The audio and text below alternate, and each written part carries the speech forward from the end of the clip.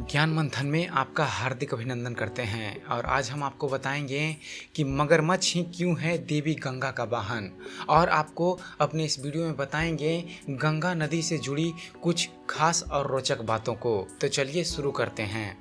दोस्तों, हिंदू मान्यताओं के अनुसार गंगा सबसे पवित्रतम नदी है। शास्त्रों में इसे पतित पावनी अर्थात लोगों के पाप को धोने वाली नदी कहकर प्रशंसा की गई है और इसका महत्व बताया गया है। वर्तमान में यह नदी गंभीर प्रदूषण का शिकार है, लेकिन आज यह नदी चाहे जितनी भी प्रदूषित हो गई हो, लोगों की आस्था में कोई कमी नहीं आई है। तो चलिए आपको बतलाते हैं गंगा नदी से जुड़ी कुछ मान्यताओं और रोचक धार्मिक बातों को। राजा सगर के पुत्रों का तर्पण के लिए धरती पर आई थी गंगा। हिंदू पंचांग में वैशाख मास के शुक्ल पक्ष की सप्तमी को गंगा सप्तमी कहा जाता है। शास्त्रों के अनुसार इस तिथि को गंगा स्वर्ग से शिव की जटाओं में अवतरित हुई थी।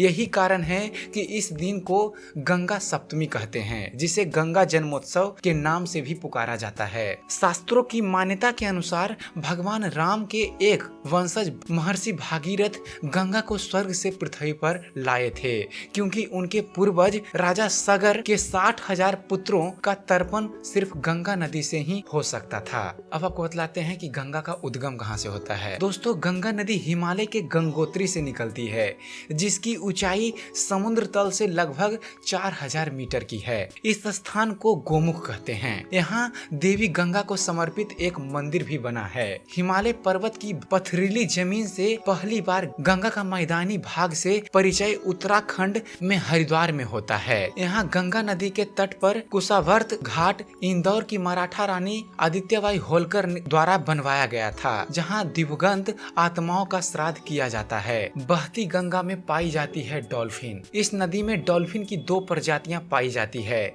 जिन्हें गंगा डॉल्फिन के नाम से जाना जाता है। बहती नदी में डॉल्फिन पाए जाने के कारण गंगा दुनिया भर में जीव और पर्यावरण वैज्ञानिकों के आकर्षण का केंद्र है। यमुना नदी गंगा की सबसे प्रमुख सहायक नदी है। यह हिमालय की बंदर पूंछ चोटी पर स्थित यमुनोत्री हिमनद से निकलती है। यमुना, रामगंगा, घाघरा, राप्ती, गंडक, कोसी, चंबल, सोन, दक्षिणी टोस आदि इसकी अन्य सहायक नदियां हैं। हिंदू धर्म ग्रंथों में उल्लेख मिलता है कि गंगा का जल पवित्रतम जल है और समस्त हिंदू संस्कारों में इसका होना अनिवार्य है। भगवान की पूजा में पंचामृत के लिए भी गंगा जल आवश्यक माना गया है।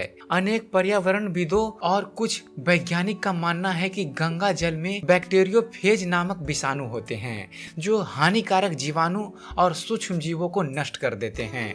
लेकिन गंगा जल की इस शुद्धिकरण क्षमता के बावजूद इसका प्रदूषण नहीं रोका जा सका है। अब आपको बतलाते हैं कि मगरमच्छ ही देवी गंगा का वाहन क्यों है। दोस्तों, हिंदू धर्म ग्रंथों में देवी गंगा का वाहन मकर यानी मगरमच्छ का उल्लेख मिलता है, जो जलीय प्राणियों में सर्वाधिक शक्तिशाली और परम वेगवान माना जाता है। मकर या मगरमच्छ एक प्रतीक है जो बताता है कि हमें जल में रहने वाले हर प्राणी की रक्षा करनी चाहिए, क्योंकि जल में रहने वाला हर प्राणी पारिस्थितिक तंत्र के लिए महत्वपूर्ण है और उसकी अनुपस्थिति में पारिस्थितिक तंत्र बिगड़ जाएगा। तो आशा करता हूँ आपको हमारा ये वीडियो पसंद आया होगा।